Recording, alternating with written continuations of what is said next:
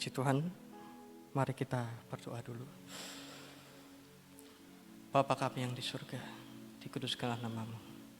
Datanglah kerajaanmu, jadilah kehendak-mu di bumi seperti di surga. Terima kasih Bapa buat kasih setiamu, penyertaan-mu sempurna atas kehidupan kami. Bila mana pagi hari ini kami bisa memuji menyembah-mu Bapa, itu semua karena anugerah-mu. Dan biarlah seterusnya hidup kami mau terus memuliakan Kau. Dan saat ini Bapa, sebentar kami akan mendengarkan isi hati-Mu. Hamba-Mu butuh pengurapan yang daripada-Mu Bapa. Biar melalui lidah, bibir, mulut hamba-Mu ini benar-benar hanya isi hati-Mu yang disampaikan. Dan biar isi hati-Mu dapat memberkati setiap kami di tempat ini. Terima kasih Bapa, terima kasih Roh Kudus. Berbicara pada pagi hari ini. Di dalam nama Tuhan Yesus Kristus, hamba sudah berdoa, dan mari jemaat Tuhan yang siap mendengarkan firman Tuhan pada pagi hari ini, katakan amin. Ya. Puji Tuhan Bapak Ibu, Saudara yang dikasihi Tuhan, pada pagi hari ini ya, saya tidak pernah terpikir bakal oh iya, dibuka. Ya, saya tidak pernah memikirkan bahwa saya akan mendapat kesempatan untuk menyampaikan isi hati Tuhan. Tapi saya bersyukur bila mana pada pagi hari ini saya bisa berkesempatan itu, saya percaya bahwa Tuhan itu mau mengajar saya untuk melatih mental saya, lebih melatih mental saya, karena saya jarang sekali kayak seperti ini ya. Jadi saya bersyukur sekali ya. Terima kasih juga kesempatannya buat Oma Nani ya. Dan pada pagi hari ini ya, seperti yang tadi sudah diperkenalkan sama Oma ya, nama saya Yohanan ya. Nama lengkapnya Yohanan Linugroho gitu ya. Saya tinggal di Klayan, jadi saya sudah lama tinggal di Cirebon. Nah, tapi saya memang kuliahnya di Bandung. Nah, sementara itu beberapa semester yang lalu itu kan online gitu. Nah, saya sekarang semester 6 ya. Nah, setiap semester kuliah saya itu ada prakteknya gitu. Nah, ternyata semester 6 ini saya tanya Tuhan. Nah, ini judulnya tanya Tuhan gitu ya. Kenapa saya bisa masuk sini gitu kan? Nah, saya nggak pernah tahu istilahnya di sini tuh ada ibadah seperti ini, istilahnya ada praise and worship, ada PD, ada sekolah minggu. Saya nggak pernah tahu Bapak Ibu. Tapi yang membuat saya tanya Tuhan, yaitu ketika kemarin semester 5 saya kan pulang dari Jakarta. Saya praktek di Jakarta, saya pulang, terus COVID naik lagi. Gitu. Ketika COVID naik lagi, orang tua saya menganjurkan saya untuk tidak keluar kota dulu lah, gitu tuh. Nah terus gimana, gitu kan? Ya tanya Tuhan, gitu tuh. Kamu harus praktek di mana lagi? Kamu doa ke Tuhan, minta tempat praktek yang benar-benar di situ ada perkenanan Tuhan, ada Roh Kudusnya. Terkhususnya apa? Hamba Tuhannya, gembalanya, pemimpinnya itu dikenan sama Tuhan. Supaya apa? Supaya ketika saya praktek di situ, saya bisa mendapatkan sesuatu yang berharga. Benar-benar di situ saya mendapat gemblengan, istilahnya itu ya, pelatihan-pelatihan secara kerohanian, ya terkhusus ya secara kemanusiaan dan lain-lain. Nah, oke, akhirnya saya mau tanya Tuhan gitu.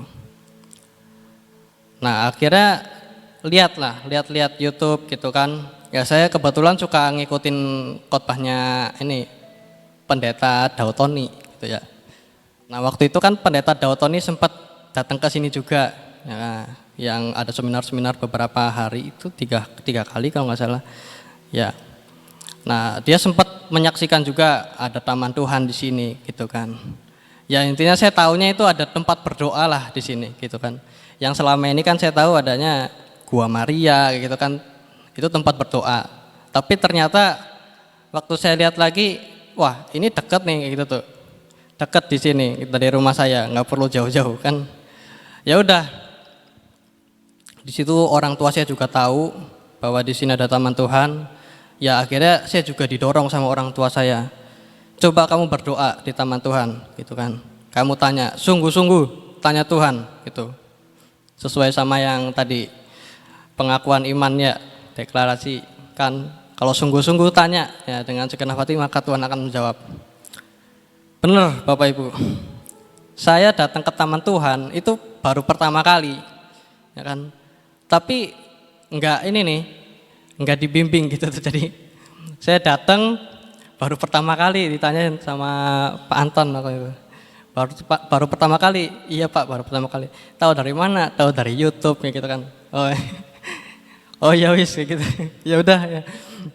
Jadi saya udah masuk gitu tuh. Pak Anton cuma ngasih tahu, Pak itu mahligai itu, nggak boleh dimasukin kayak gitu tuh. Saya nggak boleh masuk ke situ. Udah, ya udah. Saya kan bingung mau doa di mananya gitu tuh. Tapi di tengah kebingungan saya itu, saya nggak perhatiin tuh di bawah tuh ada bantal-bantal itu kan. Nah jadi saya masuk langsung ke taman 2. Saya langsung masuk ke taman 2, saya duduk di bawah pohon yang ada air terjunnya itu yang memasuk. Itu saya kaget, bener. Saya baru duduk, saya baru merem, itu suara tuh kenceng tuh saya baru pertama kali di sini, gitu tuh. Ngomong di telinga saya, kamu jangan berdoa di sini, kamu ke mahligai, gitu loh. Tapi di situ saya masih merem aja, kan nggak boleh masuk kayak gitu kan itu. Kok di mahligai gitu tuh. Tapi nggak apa-apa, istilahnya saya coba tetap taat. Ya saya berdoa ke mahligai. Saya lihat, oh ternyata ada bantal yang bulat-bulat itu. Oh berarti ini buat doa bisa kayak gitu. Oh ya benar gitu. Nah di situ saya berdoa, ya kan waktu itu saya masih kuliah ya, jadi belum terlalu sering sih, paling seminggu sekali lah hari Senin kayak gitu tuh. Karena saya libur kan hari Senin gitu ya. Minggu Senin lah, ya Sabtu juga waktu itu. Cuman saya pilih hari Senin. Ya saya juga berdoa untuk pergumulan kuliah saya, untuk tugas-tugas gitu. Dan puji Tuhan saya rasakan secara pribadi, saya mendapat pimpinan di situ. Ya tidak selalu audible, tidak selalu di telinga, tapi di hati gitu tuh. Di hati itu Tuhan berbicara bagaimana saya harus menyelesaikan tugas mata kuliah ini, ya kan. Saya harus mengerjakan apa dulu. Dan khususnya itu pergumulan saya yang paling besar adalah mengenai tempat praktek. Di mana saya harus praktek gitu. Saya sempat berpikir gitu tempat-tempat praktek kayak yang teman saya udah lalui kayak di Purwokerto, ada di mana gitu kan. Yang katanya enak lah apa kayak gitu kan. Tapi tetap saya itu gumuli gitu tuh. Tiba-tiba itu suara jelas lagi. Aduh, saya tuh baru kali ini di sini tuh. Baru di situ itu tuh. Ngalamin yang namanya suara itu jelas sekali. Kamu gak usah mikir tempat praktek yang jauh-jauh. Praktek aja di sini. Aduh gitu tuh. Ini sampai merinding sendiri. Karena baru di sini saya mengalami yang namanya seperti itu, Tuhan berbicara itu. Dan saya kan kondisinya waktu itu saya cuma mau datang berdoa dan saya nggak tahu banyak tentang tempat ini. Saya tahunya ini sekolah, ada sekolah terbang. Nah kalau saya lihat gedung ini nih, saya pikir ini nih gedung untuk sekolah lah gitu tuh. Kalau ada kegiatan sekolah biasa gitu kan. Nah sama radio waktu itu tuh. Jadi saya belum tahu banyak gitu tuh. Tapi kenapa kok Tuhan ini kok suaranya saya suruh praktek di sini gitu tuh. Emang di sini tuh seperti apa? Saya nggak tahu. Ya udah nggak apa-apa. Saya dengar gitu kan. Saya belum respon apa-apa waktu itu gitu. Saya cuma dengar aja. Oh gitu. Oh gitu ya gitu. Tapi setelah itu saya cari-cari di YouTube. Saya ketik Taman Tuhan. Nah itu tuh. Saya ketik Taman Tuhan. Di YouTube muncul lah, ya kan, Taman Tuhan, masuk ke Sion Media Ministry, itu yang ngejelasin Om Anani sendiri waktu itu, di YouTube itu. Nah saya lihat kan, ya biasalah, saya buka deskripsinya lah, itu ada jadwal nih, ada jadwal ibadah kayak gitu kan, loh ada jadwal ibadah ya kayak gitu kan. Oh ternyata ada ibadah di sini, terus saya mulai searching, maksudnya mulai langsung saya masuk lagi ke Sion Media, terus saya lihat, wah ini ada ibadah, ini mah kayak ibadah ini ya, kayak ibadah gereja kayak gitu tuh. Wah saya baru tahu nih kayak ada ibadah gereja kayak gini nih di tempat ini. Nah terus saya kan bingung ya, saya orangnya gini, saya tuh orangnya nggak enakan gitu tuh. Jadi istilahnya apa ya, nggak terbiasa membangun hubungan yang dari nol sama orang. Jadi tuh selama saya praktek itu saya yang dipanggil. Jadi begitu saya datang orang tuh udah pada kenal gitu tuh. Jadi kan istilahnya ya udahlah karena udah ada yang kenalin gitu tuh. Jadi lebih enak membangunnya kan, membangun relasinya. Nah tapi tidak untuk tempat ini Bapak Ibu. Jadi saya benar-benar membangun relasi itu dari nol gitu tuh. Saya makanya kan bingung nih, ini saya mau datang ke sana gimana ya gitu tuh. Dan ada satu ketika waktu saya berdoa, saya tuh ada suara lagi, itu waktu saya berdoa di taman keintiman waktu itu. Suara itu bilang, kamu harus ketemu Om Anani kayak gitu tuh. Wah gimana caranya gitu tuh. Kamu tanya ke penjaga taman gitu tuh, Pak Anton. Nah itu tuh saya ini apa ya, dikasih nama Pak Anton gitu tuh. Nah saya kan bingung tuh, Pak Anton emang namanya Pak Anton kayak gitu tuh. Itu karena yang siang sih kayak gitu tuh. Cuman saya kan ya orangnya nggak berani nembak gitu tuh. Cuman setelah sekian lama saya baru tahu oh namanya Pak Anton, bener ya kayak gitu tuh. Nah itu tuh, itu hal-hal yang luar biasa saya rasakan di sini ya, saya alami. Dan saya benar waktu itu siang langsung saya tanya ke Pak Anton gimana gitu kan. Pak Anton, pada akhirnya Pak Anton menyarankan bahwa setelah PW pagi gitu kan. Nah cuman kan masalahnya kan saya masih kuliah gitu kan, ya inilah banyak apanya ya. Ya kadang capek kayak gitu tuh, nggak sempat bangunnya siang karena kan waktu liburnya cuma hari Sabtu, Minggu sama Senin gitu kan. Nah kalau kuliah itu dari jam 7:30 ya sampai jam 4 itu full gitu. Jadi itu kuliah kayak sekolah gitu tuh. Jadi full dari hari Selasa sampai Jumat. Nah jadwalnya full, pasti ada aja gitu tuh. Ya udah, jadi akhirnya nggak kegenapi kan, istilahnya susah nih waktunya tuh, kelewat terus PW pagi tuh. Jadinya saya nggak sempat. Ya udah, berjalannya waktu saya tanya Tuhan nih gimana ya, rasanya sayanya kelewat terus. Ya saya minta ampun juga, Tuhan minta ampun gitu tuh. Saya tuh lemah banget kayak gitu tuh, istilahnya kok untuk ngikutin apa ya arahanmu itu, aduh kayaknya. Sampai akhirnya Bapak Ibu ada tugas mata kuliah ya di kuliah saya semester 6 itu namanya liturgika, di mana saya harus mengamati liturgi gereja non GBI.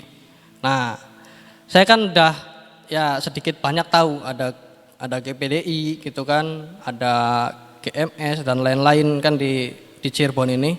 Tapi saya pikir oh ini mah sama aja gitu tuh, liturginya ya sama aja, nggak jauh-jauh beda dari GBI. Cuman waktu saya lihat YouTube-nya di PD, wah ini ada yang nari-nari nih gitu kan. Ya ada yang niup shofar, ini rame banget nih gitu. Nah ini berbeda. Nah itu akhirnya di situ yang memberanikan saya, istilahnya yang mendorong saya untuk punya alasan datang ke sini gitu. Dan saya pun nggak ngira kalau Oma bakal ada gitu. Soalnya kan ya siapa tahu omanya lagi tugas kemana atau lagi itu kan, jadi saya nggak ketemu gitu kan. Ternyata waktu hari itu saya memutuskan hadir demi tugas waktu itu. Ternyata pas omanya juga ada. Nah jadi itu awal mula. Ya belum kenalan sih, cuman muncul aja di depannya oma gitu tuh. Jadi sekalian minta foto juga, ya tugas itu selesai dilaporkan. Ya. Nah. Terus mengenai tanya Tuhan ini, ya. Jadi pada intinya Bapak Ibu Saudara, yang menyampaikan saya di sini itu karena tanya Tuhan. Dan saya percaya bahwa ketika saya tanya Tuhan dan Tuhan menjawab, meskipun istilahnya banyak tantangannya, terkadang tuh ya overthinking, itu yang seperti Miss Ina kemarin sampaikan itu. Saya tuh banyak overthinkingnya saudara, karena ini baru pertama buat saya gitu tuh. yang namanya masuk area baru, bener-bener nggak ada yang saya kenal gitu tuh. Itu nggak ada yang saya kenal. Gimana saya bisa membangun relasi gitu tuh. Itu tuh bener-bener tantangan banget buat saya. Nah, tapi ya kan saya diingatkan dalam perenungan saya itu, ya ini sih saya dapat waktu sebelum saya menyampaikan ini ya, bahwa kita harus mengenal Tuhan kita itu, ya supaya kita nggak overthinking yang seperti disampaikan Miss Ina. Nah berarti waktu itu kalau saya overthinking berarti saya belum mengenal benar Tuhan saya gitu tuh. Nah saya tuh bingung gitu kan, overthinkingnya tuh jadi memikirkan hal-hal yang berlebihan gitu. Waktu itu saya akhirnya puji Tuhan ya sempat ketemu langsung sama Oma, dan Oma bilang kan waktu itu Oma yang mau kenalin sendiri sama itu, Oma yang mau kenalin saya sama tim yang nanti bakal ketemu gitu. Nah cuman ini waktu malam itu tuh kan waktu apa ya itu ya, waktu kesaksian apa ya. Nah itu tuh jadi tuh udah terlalu malam. Nah itu tuh udah terlalu malam sampai Oma di sini bilang udah terlalu malam gitu, jadi nggak ada pengumuman gitu langsung tutup gitu kan. Nah di situ tuh hati saya tuh udah terlalu malam nggak jadi gini kan. Jadi itu udah overthinking, aduh kayaknya nggak sopan deh kayak gitu kan kalau saya ketemu Oma atau apa, aduh udah ruwet pokoknya, ruwet dewek kayak gitu kan. Jadi ya udah akhirnya nggak jadi malam itu. Nah malam itu nggak jadi. Ya sempat ketemu juga waktu itu sama Ko Freddy. Saya ngomong kan apa hari Rabu pagi aja kok ya. Iya hari Rabu pagi aja deh, itu udah terlalu malam segala macam gitu kan. Lah di situ saya lupa Bapak Ibu, saya lupa di situ. Kalau ternyata Rabu pagi itu saya masih ada mata kuliah terakhir pagi. Akhirnya nggak jadi ketemu lagi. Saya datang Kamis, ya kan. Nah Kamis itu sudah hari H, harus saya mengumpulkan form. Jadi itu dari kampus tuh ada form, jadi saya harus ngisi ya nama gembala, kontak gembala, nama gereja, itu tuh untuk laporan ke kampus. Jadi saya mau praktek di mana. Nah ternyata hari Kamis omanya lagi pergi waktu itu, pergi ke mana ya, ke Manado apa kemana ya waktu itu tuh ya. Nah kira tuh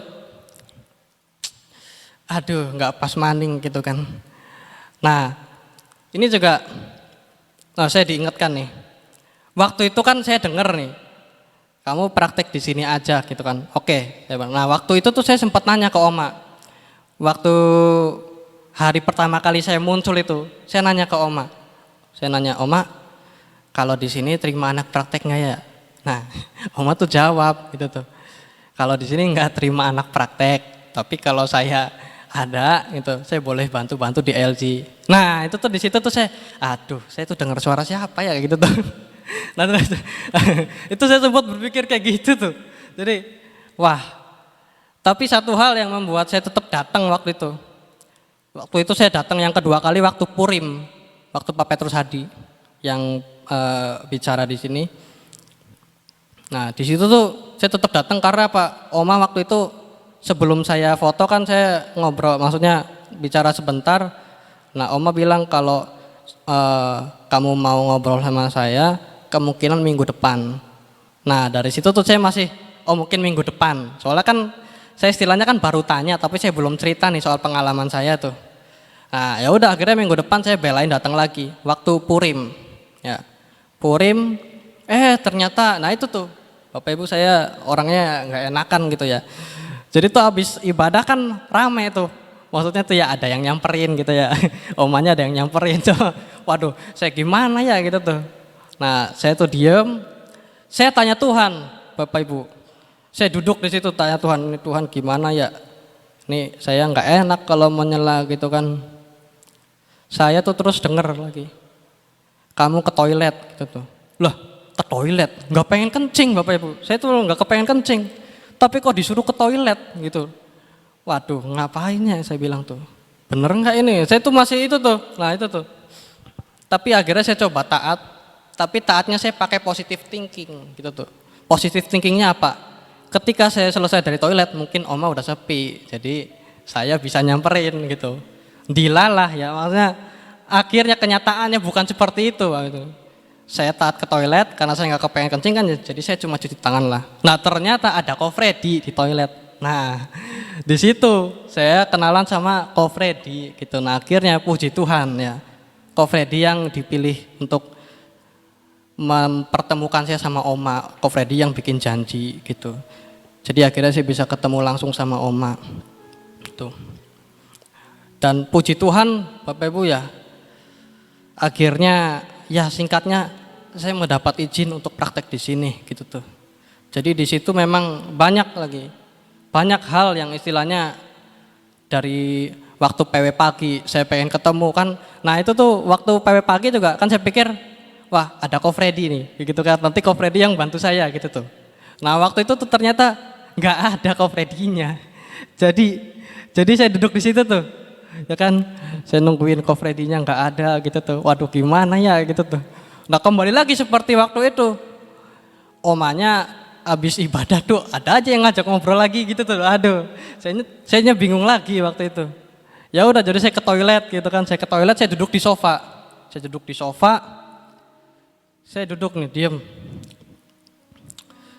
Saya berdoa sebentar. Tuhan ini gimana gitu kan. Ya istilahnya kayak gitu, ini apa yang harus saya lakukan gitu kan. Tiba-tiba saya dengar, kamu turun tunggu di depan taman Tuhan. Gitu. Saya turun, tapi itu sambil perjalanan saya, kenapa ya tunggu di depan taman Tuhan gitu. Nah Tuhan ingatkan sama perkataan Pak Anton, setiap pagi oma itu ke taman. Nah oke, setuju kayak gitu. Jadi saya, oh ya wis gitu tuh, ke taman gitu kan. Saya tunggu di depan taman, ketemu Pak Stevi gitu. Ketemu Pak Stevi di situ kan. Nah, Pak Stevi cerita beberapa hal gitu kan, ya mengenai oma gitu kan. Saya sudah sempat bilang juga ke Pak Stevi, Pak saya mau ketemu oma gitu kan. Oh iya.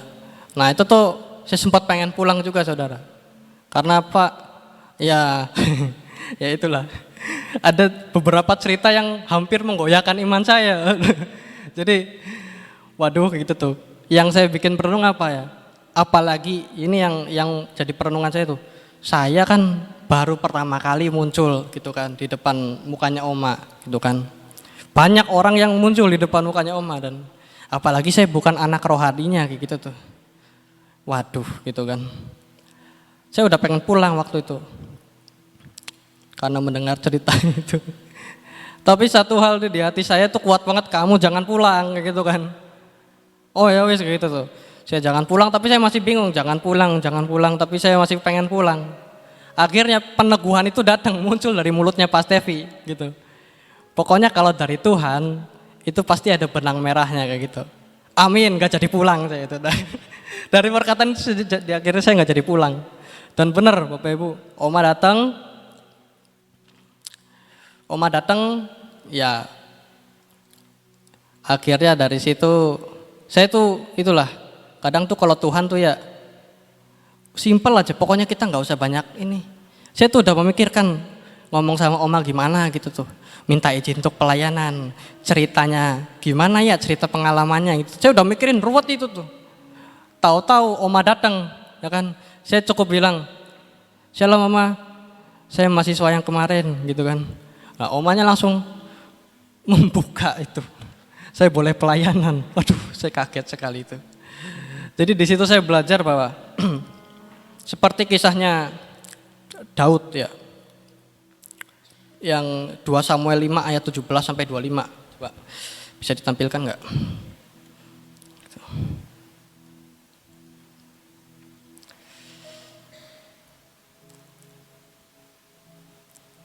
Ya.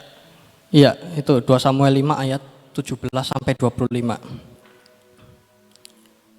Ya, ayat 17 ya. Ini perikopnya Daud memukul kalah orang Filistin ya. Ayat 17 ya. Ketika didengar orang Filistin bahwa Daud telah diurapi menjadi raja atas Israel, maka majulah semua orang Filistin untuk menangkap Daud. Tetapi Daud mendengar hal itu lalu ia pergi ke kubu pertahanan ya. Ketika orang Filistin itu datang dan memencar di lembah Refaim, Bertanyalah Daud kepada Tuhan, apakah aku harus maju melawan orang Filistin itu? Akan kau serahkankah mereka ke dalam tanganku? Tuhan menjawab Daud, majulah, sebab aku pasti akan menyerahkan orang Filistin itu ke dalam tanganmu. Lalu datanglah Daud di Baal Perasim dan memukul mereka kalah di sana. Berkatalah ia, Tuhan telah menerobos musuhku di depanku seperti air menerobos. Sebab itu orang menamakan tempat itu Baal Perasim. Orang Filistin itu meninggalkan berhalanya di sana. Lalu Daud dan orang-orangnya mengangkatnya. Ketika orang Filistin maju sekali lagi dan memencar di lembah Refaim, maka bertanyalah Daud kepada Tuhan. Dan ia menjawab, ia di sini Tuhan ya. Janganlah maju, tetapi buatlah gerakan lingkaran sampai ke belakang mereka, sehingga engkau dapat menyerang mereka dari jurusan pohon-pohon kertau. Dan bila engkau mendengar bunyi derap langkah di puncak pohon-pohon kertau itu, maka haruslah engkau bertindak cepat, sebab pada waktu itu Tuhan telah keluar berperang di depanmu untuk memukul kalah tentara orang Filistin. Dan Daud berbuat demikian seperti yang diperintahkan Tuhan kepadanya. Maka ia memukul kalah orang Filistin mulai dari Gebas sampai dekat Gezer. Ya. Kenapa Daud melawan orang-orang Filistin waktu itu? Karena orang-orang Filistin itu adalah musuhnya Daud. Gitu. Orang Filistin itu berusaha menghancurkan Daud. Nah, saya belajar di sini bahwa dari kisah Daud ini bukan orang yang overthinking, gitu. Dia tuh dengan leluasa, dengan suka suka hatinya, bahkan tidak memikirkan hal-hal yang lain. Dia itu benar-benar total, langsung tunduk. Tuhan mau ini, dia langsung kerjakan. Karena apa? Daud mengenal siapa Tuhannya. Daud itu bukan orang yang baru di dunia perperangan ya. Jadi istilahnya dia tuh udah banyak strategi perang tuh. Tapi kenapa dia masih mau tanya Tuhan gitu tuh? Yaitu karena dia kenal siapa Tuhannya gitu tuh. Dan selama ini dia tuh mengandalkan Tuhan. Gitu. Karena Tuhan dia akhirnya bisa sampai saat itu istilahnya. Posisi yang saat itu dia alami itu semua karena Tuhan. Makanya dia tetap mau mengandalkan Tuhan. Nah, siapa orang Filistin dalam hidup saya saat ini? Ya, orang Filistin itu istilahnya dalam tanda kutip adalah overthinking saya, ya, keraguan-raguan saya, gitu. Pada awal saya masuk tempat ini, saudara, saya itu diajarkan Tuhan, ya, untuk lebih mengenal Tuhan, mengalahkan Filistin itu, gitu. Makanya saya ada sampai saat ini. Seandainya itu kalau saya kalah, mungkin saya sekarang nggak akan mengalami apa-apa di sini. Mungkin saya bukan praktek di sini, Bapak Ibu. Gitu. Tapi saya bersyukur bila mana Tuhan mengizinkan, gitu. Roh Kudusnya itu yang memampukan saya untuk mengalahkan Filistin itu, overthinking, keraguan-raguan, sehingga saya tetap bisa melaju, tetap bisa melangkah sampai sekarang, gitu, sampai di tempat ini, sampai saat ini. Gitu. Dan kesimpulannya Bapak Ibu, gitu. Ketika kita memutuskan untuk tanya Tuhan, ini perenungan juga buat saya secara pribadi. Selama saya mengalami di sini, ketika saya memutuskan untuk tanya Tuhan, berarti saya siap menerima jawaban Tuhan, apapun itu jawaban Tuhan. Ya. Dan ketika kita menerima, ya, menerima itu bukan hanya disimpan Bapak Ibu. Menerima itu berarti kita siap dipimpin, ya. Siap merendahkan hati. Untuk apa? Untuk Tuhan memimpin, gitu. Menuntun sampai garis akhir. Kita percaya semua kita sudah ada destiny, gitu tuh. Ya.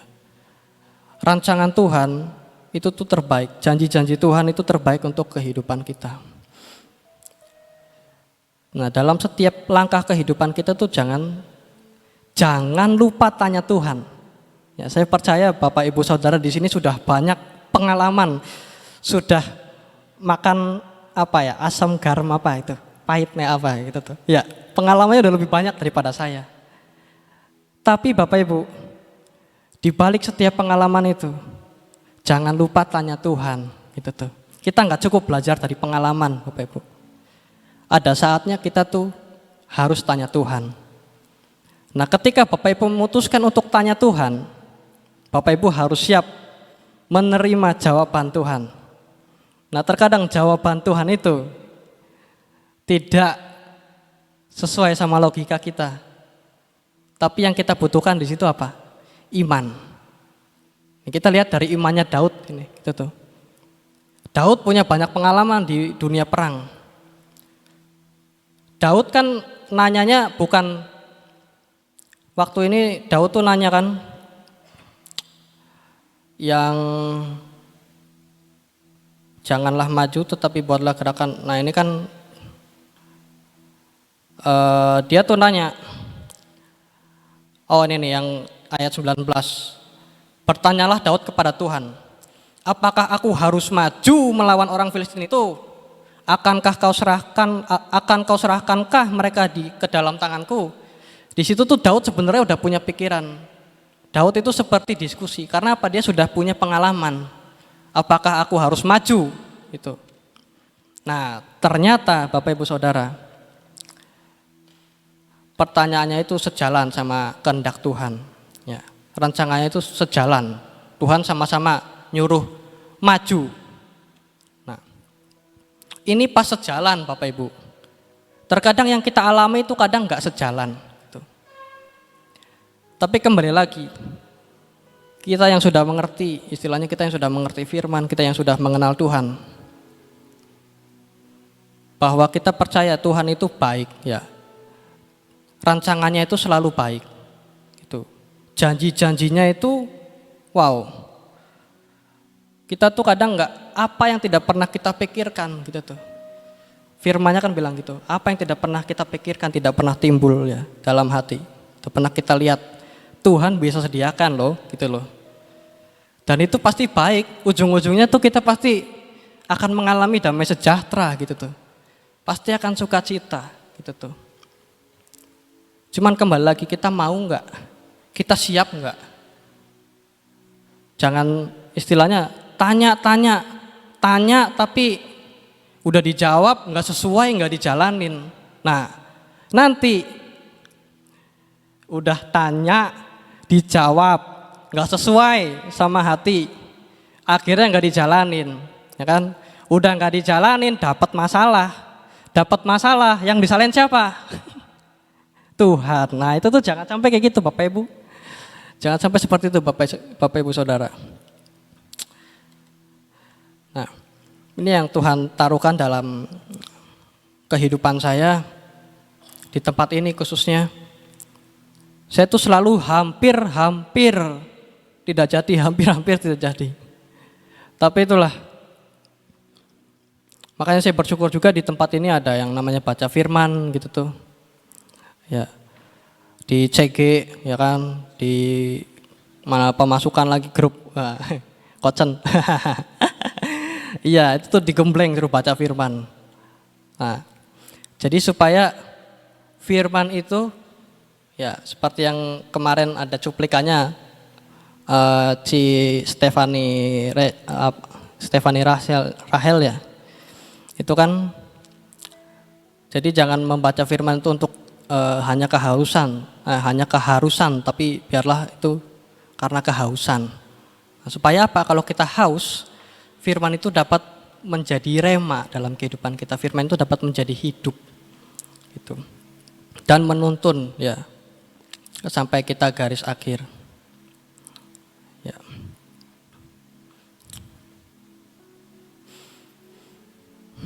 Haleluya.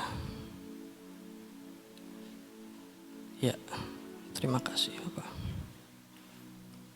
Ya, jadi seperti itu Bapak Ibu. Ini kan hari pertama saya, besok masih ada lagi. Besoknya masih ada lagi. Nah ini yang Tuhan mau sampaikan istilahnya dalam perenungan saya, dalam pengalaman saya. Ini awal, istilahnya pertama kali saya masuk. Gitu. Pertama kali saya masuk sini, bahwa harus benar-benar tanya Tuhan. Gitu. ketika saya tanya Tuhan, ya udah, ini saya yang mengalami secara pribadi Bapak Ibu. Dan saya mengalami benar-benar bahwa ini semua baik, ini semua benar untuk hidup saya, untuk membangun saya. Di hari-hari terakhir ini saya mengalami semua. Ya. Jadi begitu Bapak Ibu Saudara yang mau Tuhan sampaikan. Jadi dalam hidup ini, ya kan, kita punya pikiran banyak, tapi jangan lupa kita tanya Tuhan. Dan ketika kita tanya Tuhan, kalau kita memutuskan nih, kita mau tanya Tuhan, sungguh-sungguh mau tanya Tuhan, berarti konsekuensinya apa? Ya kita harus siap menerima jawaban Tuhan, menerima jawaban Tuhan. Ya, ketika kita menerima jawaban Tuhan itu, ketika kita mau, berarti kita siap merendahkan hati kita, siap untuk dipimpin apapun jawaban Tuhan, ya, untuk memimpin menuntun sampai garis akhir. Ya, amin Bapak Ibu Saudara. Tuhan Yesus memberkati kita semua.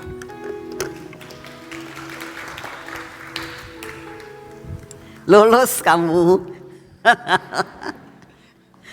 Saudara, ini saya mau klarifikasi supaya dia jangan punya sakit hati sama saya ya.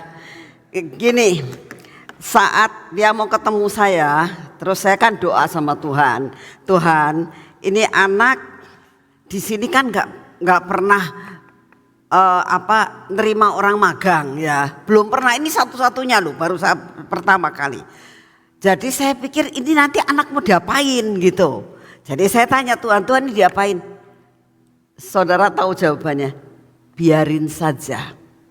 Sebab aku mau mengajar anak ini untuk dia bisa kenal siapa aku. Oh, saya nggak kenal dia. Saya belum pernah ngobrol loh sama dia. Jadi saya nggak usah ketemu Tuhan, nggak usah. Jadi diapain itu anak? Biarin aja. Biarin, pikir saya kan, saya nggak enak sebagai gembala ya. Dia berkali, saya tahu ini anak orangnya diem ya. Dia nggak beranian. Di sini nggak punya teman. Dia kepengen ketemu saya. Tapi Tuhan ngomong biarin, nggak usah mbok temuin. Ya saya kan jadi orang ini bingung. Tapi saya mau taat, ya sudahlah. Tuhan punya rencana atas hidupnya gitu.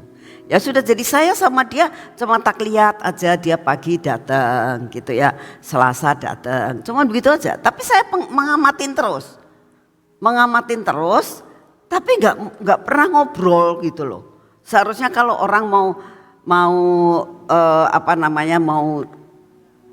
magang di sini kan mesti ketemu dulu. Kamu tuh sekolahnya bagaimana, rumahnya di mana, terus kamu tinggalnya bagaimana. Kan harusnya begitu. Itu tidak sama sekali.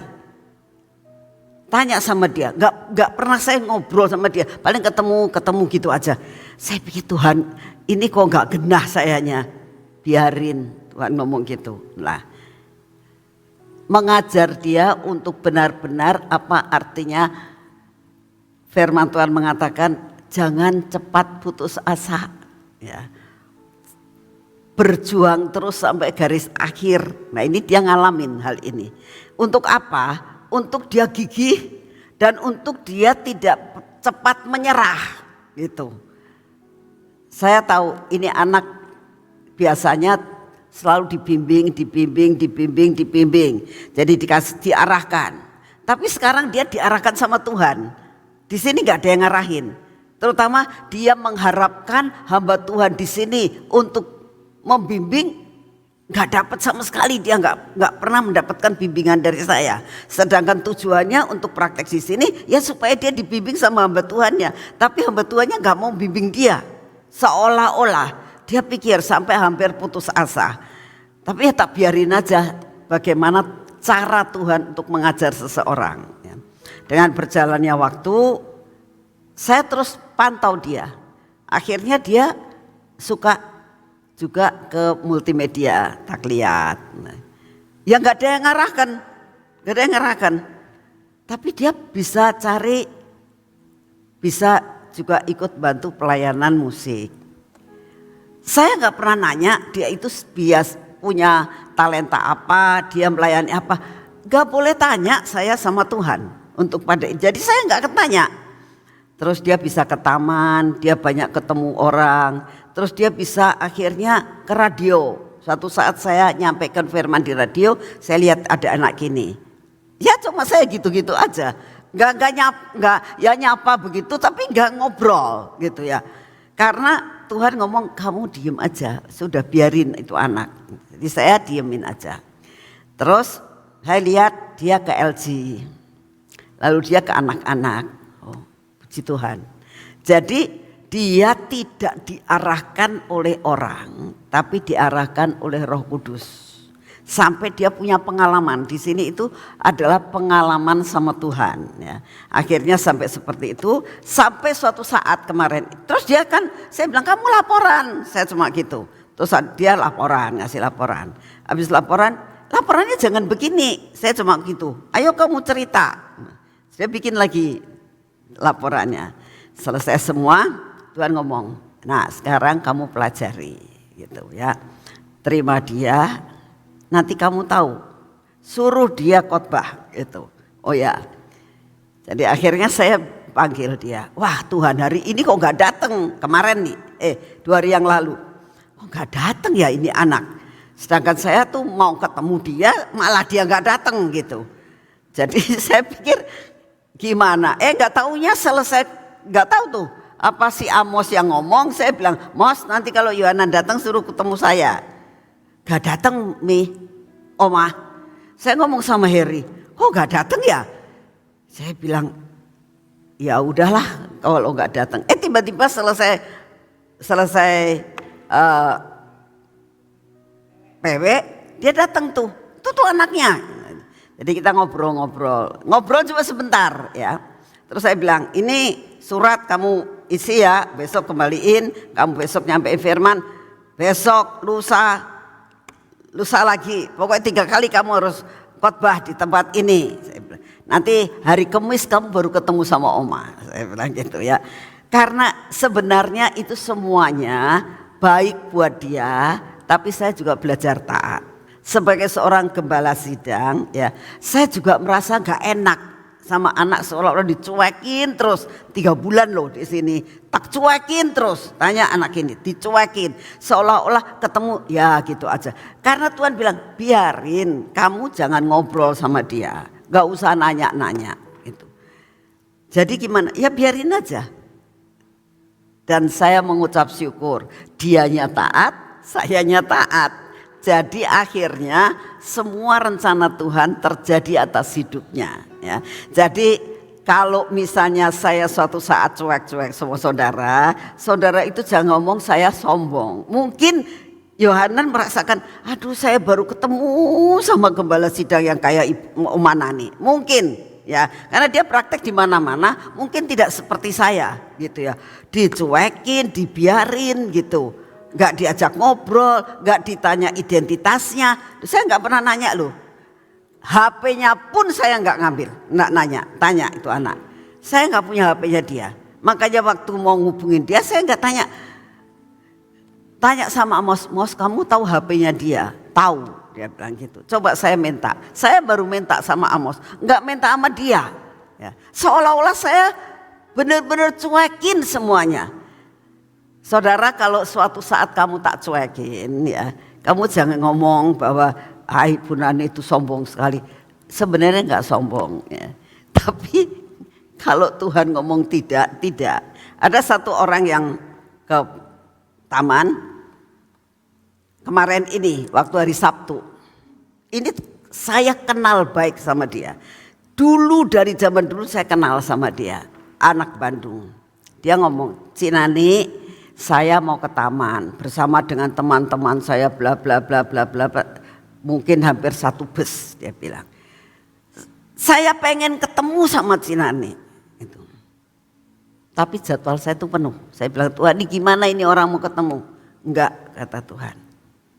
Ya sudah, saya bilang, saya hari ini penuh ya, saya enggak mungkin bisa ketemu kamu. Ya udah, saya mau datangnya siang supaya Cinani ketemu sama saya. Ya saya nggak janji. Dia bilang, Ya udah Cinani kalau pagi nggak bisa, siang nggak bisa. Kira-kira jam berapa bisanya? Gimana Tuhan? Enggak, kata Tuhan. Jadi saya bilang, sorry nggak bisa. Hati saya sih kepengen ketemu. Tapi kalau Tuhan ngomong enggak, saya akan belajar untuk tidak. Itu. Jadi saudara sekali lagi dimanapun saudara berada saat ini, kalau misalnya saya nggak disuruh doain ya nggak akan saya doain. Percuma kamu doain, saya cuma tumpang tangan, nggak ada gunanya, nggak ada transferan apa-apa. Ya. Kalau saya tidak disuruh mendoakan, kamu misal tetap minta didoain, ya saya tetap akan doain, tapi nggak ada kuasanya gitu. Jadi belajar kalau apa-apa itu nanya sama Tuhan dulu, Tuhan aku ini mau ketemu Om Anani ini gimana gitu. Kalau belum waktunya ya sudah seperti dia jalan ke sana jalan ke sini, tapi ujungnya pasti baik. Pasti kamu punya pengalaman sama Tuhan. Ada satu orang yang datang ke taman Tuhan ngomong pengen didoain, saya bilang Tuhan bilang kamu nanti dapat jawaban sendiri di taman Tuhan. Saya mau tanya kamu pengen dijawab Ibu Nani atau dijawab Tuhan? Pengen dijawab Tuhan, datang ke taman. Pasti dijawab Tuhan, saya bilang. Jadi akhirnya dia bisa mengerti, saudara. Jadi sekali lagi ya itulah saya ya. Saya minta maaf juga sama Yohanan. Kalau selama 3 bulan ini kamu ngerasa Om Anani orang yang aneh, Om Anani gembala yang tidak pernah saya temuin gitu ya. Makanya dia kemarin ini, apalagi saya ya orang-orang yang dekat sama yang anak-anaknya Om Anani aja nggak berani, apalagi saya gitu. Mungkin dia punya pikiran gitu.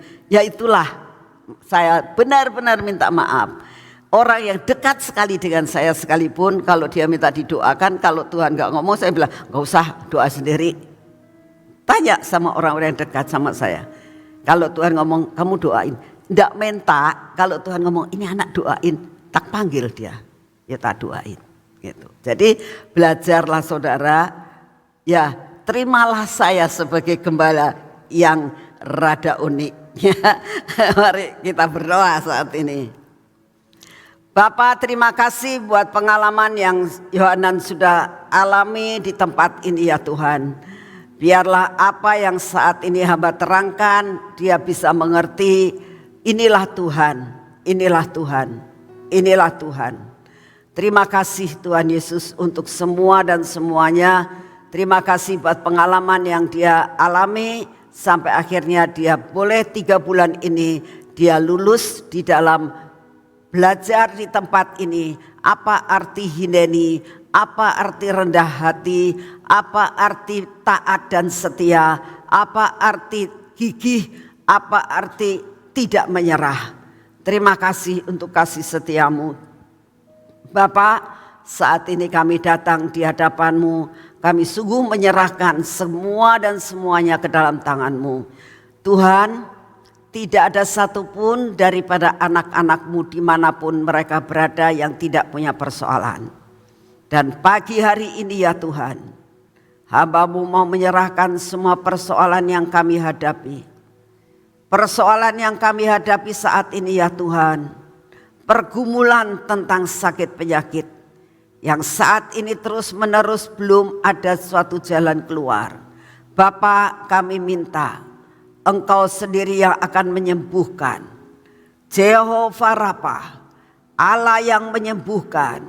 Engkau datang Tuhan, berikan jalan keluar supaya benar-benar mereka mendapatkan suatu jalan keluar yang daripada-Mu dan memberikan kesembuhan yang sempurna.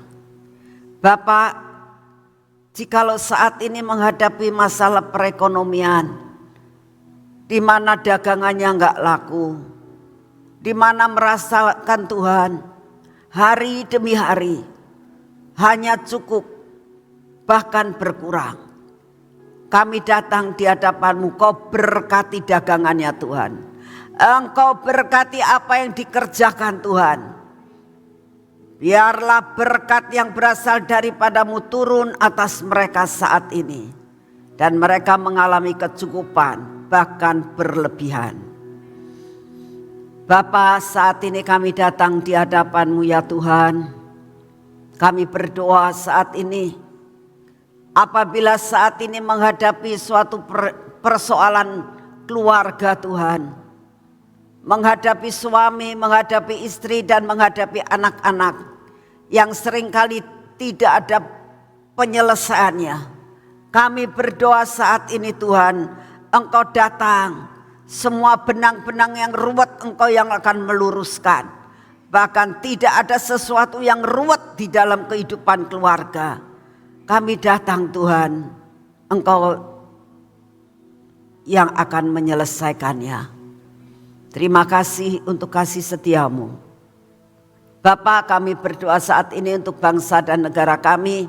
Kami berdoa untuk Bapak Presiden kami yang saat ini sedang mengunjungi bangsa-bangsa Tuhan. Kalau Bapak Presiden kami akan mengunjungi presiden-presiden, kepala-kepala negara di Ukraina dan Rusia, dan saat ini sedang di Jerman. Kami persembahkan semua kepadamu. Biarlah visi dan misinya ini mendatangkan berkat buat bangsa-bangsa Tuhan. Biarlah Engkau yang akan menurunkan roh damai sejahtera-Mu, sehingga sebelum waktu perang dunia ketiga tidak akan terjadi. Kami percaya Tuhan, Engkau sanggup untuk membuat sedemikian rupa. Engkau bisa memakai akan Bapak Presiden kami untuk menjadi pendamai. Terima kasih untuk kasih setiamu Bapak. Saat ini kami datang di hadapan-Mu Tuhan. Kami tetap berdoa untuk keadaan cuaca saat ini. Kami minta di dalam nama-Mu ya Tuhan, beri kepada kami daya tahan tubuh yang daripada-Mu. Kami minta di dalam nama-Mu, daya tahan tubuh yang berasal daripada-Mu Tuhan, turun atas hidup kami. Di dalam nama Tuhan Yesus. Sehingga virus apapun, keadaan cuaca apapun yang Kau izinkan terjadi tidak akan mengena kami. Karena di dalam tubuh kami ada imun, ada daya tahan tubuh yang ilahi. Terima kasih untuk semuanya. Kami mau menyerahkan akan pelayanan bangsa-bangsa, pelayanan pulau-pulau ke dalam tangan-Mu. Lawatlah pulau-pulau di seluruh Indonesia Tuhan. Sampai terjadi lawatan, sampai terjadi penuaian besar-besaran. Kami percaya Tuhan, rencana-Mu harus jadi untuk bangsa dan negara kami. Terima kasih untuk kasih setiamu.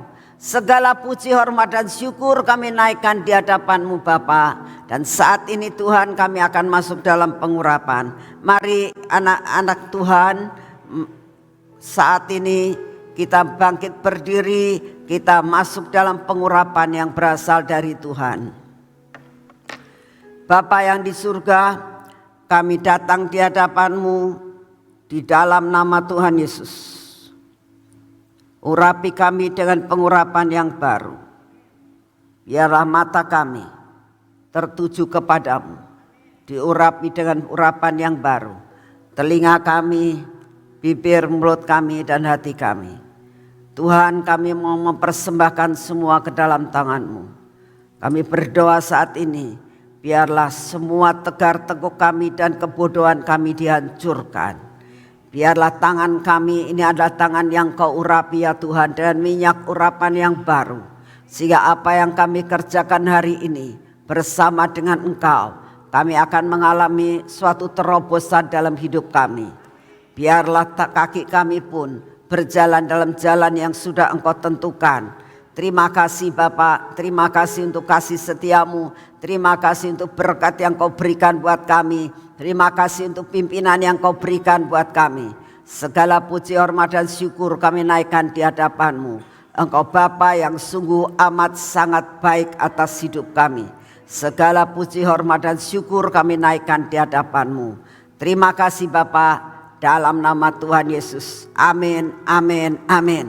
Selamat pagi, selamat juga buat saudara-saudara yang saya lihat hanya ada beberapa yang dari luar kota. Tuhan memberkati semuanya. Dalam nama Tuhan Yesus, amin.